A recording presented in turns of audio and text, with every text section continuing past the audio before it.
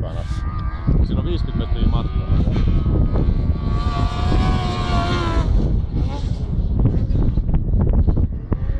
Kato kuinka paljon sen voi vetää.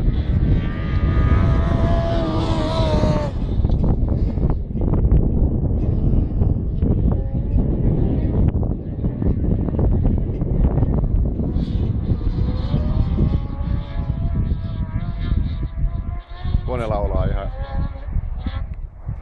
Siellä on varaa. Ja se vaan sutii silloin. Musta tuntuu, että kun mä vedin vitoselta takalenkin, se meni paljon paremmin. Toni sanoi, että se vetää sen vitoselta kanssa. Joo, mutta täytyy kiittää se auki sinne vauhtiin. Vetää se loppuun asti. Se tuli näin.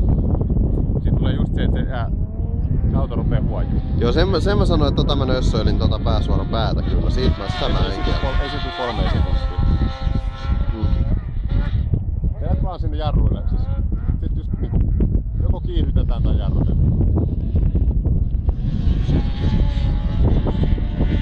Joo, kokeile eri ajotyylejä tässä koko ajan, niin se on. Kokeile nyt silleen, että tavallaan yritetään vähän ärsyttää.